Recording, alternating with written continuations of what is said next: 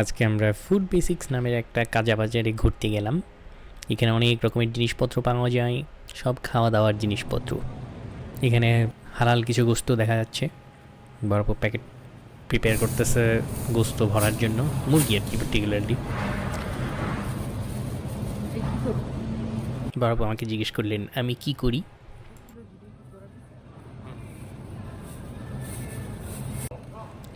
ফ্রিজের গভীর থেকে একটা ভালো জাতের মুরগি পেরে আনা হলো। মুরগি যথাযথভাবে ভরা হলেও এগুলো প্রবাবলি কোনো রকমের মাছ, কোনো আইডিয়া নাই। এটা হচ্ছে পাউরুটি, যেটা এভাবে করে রাখতে হয়।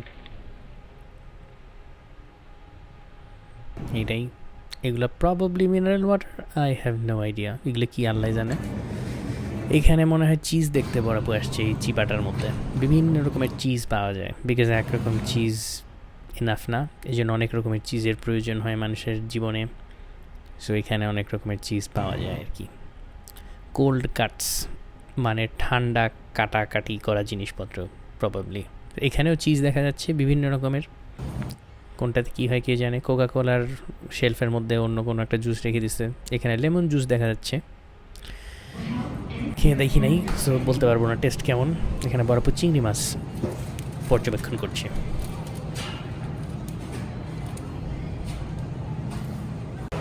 চিংড়ি পাইছো? হ্যাঁ, চিংড়ি চিংড়ি আর কিছু আমি তো আনতেছি। টেস্ট ভালো পাবো।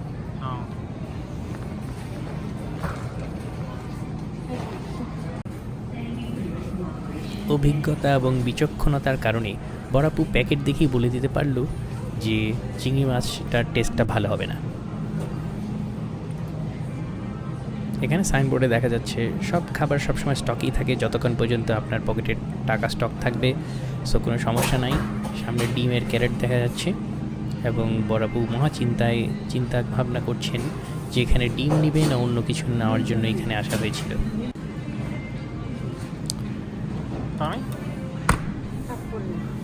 পরে নেওয়া হবে আমরা বুঝতে পারলাম। এখানে বাটার এবং এখানে ইয়োগার্ট পাওয়া যাচ্ছে, আমরা সেটা নিতে চাচ্ছি না, সো আমরা আরও সামনের দিকে এগিয়ে যাব। আমরা আরেকটি জায়গা আবিষ্কার করলাম যেখানে চিজ পাওয়া যায় এবং এই প্যাকেটগুলোতে মোস্ট প্রবাবলি বিভিন্ন রকমের চিজ পাওয়া যাচ্ছে। এখানে বিনস পাওয়া যায়, সেটা যেটাই হোক।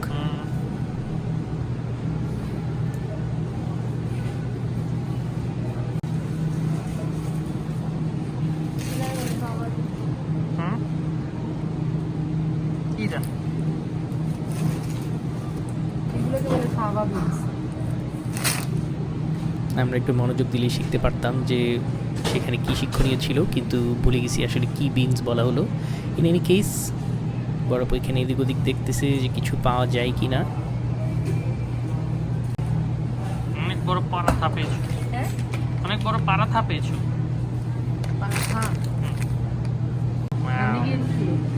এখান থেকে বোঝা যায় আইসক্রিমের বালতি পাওয়া যায় না? এখান থেকে কোন নিয়ে ওখানে আইসক্রিম নিয়ে খেয়ে ফেলবা। এখানে অতি হলুদ কালারের চিটোস দেখা যাচ্ছে, যেটা এক ধরনের চিপস হওয়ার কথা। উপরে আরও দেখা যাচ্ছে।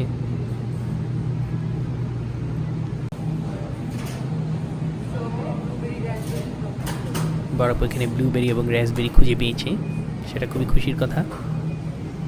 এখানে ফ্রিজের ভেতরে ফ্রেঞ্চ ফ্রাই পাওয়া যায়, খুবই অভিনব ব্যবস্থা। এখানে অনেক কিছু লেখা আছে যা পড়তে ইচ্ছে করছে না আমার। বরফ অনেকক্ষণ ধরে এখানে ফ্রেঞ্চ ফ্রাইয়ের দিকে তাকিয়ে আছে, আরও কিছুক্ষণ তাকিয়ে থাকলে প্রবাবলি একটা কবিতা লিখে ফেলতে পারতো, বাট মেবি আরেকদিন সেটা করা যাবে। এই জায়গাটাতে মনে হয় সাবান বিক্রি করে, সব জায়গায় এত কালারফুল, আসলে কী যে কোথায় বিক্রি করে ডিফিকাল্ট বলা। আজকে এতটুকুই।